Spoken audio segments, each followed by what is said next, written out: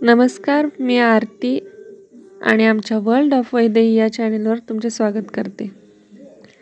आज आम्ही आलोय उधमपूर जिल्ह्यातील क्रिमची येथे असलेल्या पांडू टेम्पलमध्ये।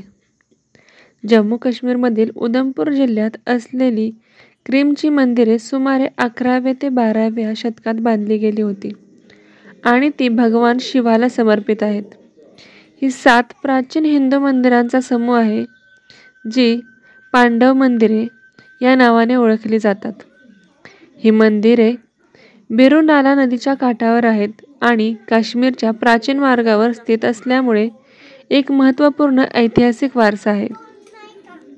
ही मंदिरे अंदाजे 11व्या ते 12व्या शतकात बांधली गेली आहेत। काही ठिकाणी 8व्या ते 9व्या शतकाचा उल्लेख आढळतो।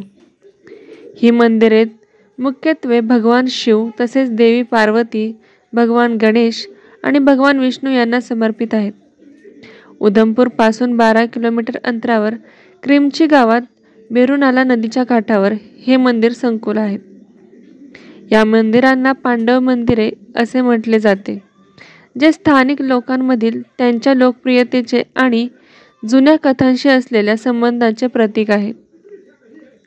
क्रिमची मंदिराचा समूह काश्मीरच्या प्राचीन मार्गावर असल्यामुळे या भागाच्या ऐतिहासिक आणि सांस्कृतिक महत्त्वावर प्रकाश टाकतो। या मंदिरांची वास्तुकला अप्रतिम आहे आणि यातील काही मंदिरे संपूर्ण जम्मू काश्मीरमधील सर्वात जुनी मानली जातात।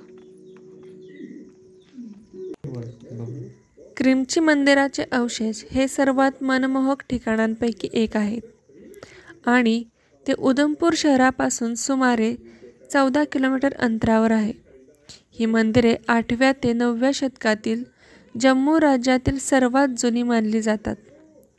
त्यांच्या इतिहासाची पुष्टी करणारी कोणतीही लिखित माहिती आज उपलब्ध नसली तरी या मंदिराच्या बांधकामामागील कथा असंख्य आहेत।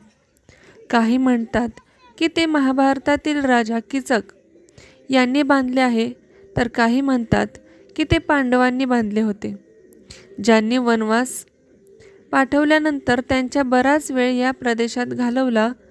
यामुळे पांडव मंदिरे म्हणून ओळखल्या जाणाऱ्या या मंदिरांना पांडव मंदिरे म्हणून ओळखले जाते। तर असे हे निसर्गरम्य आणि सुंदर मंदिर तुम्हाला कसं वाटलं हे कमेंट करून नक्की सांगा। आमच्या चॅनलला सबस्क्राईब करा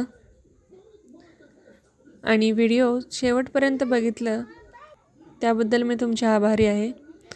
असंच प्रोत्साहन आम्हाला देत राहा आणि यानंतर तुम्हाला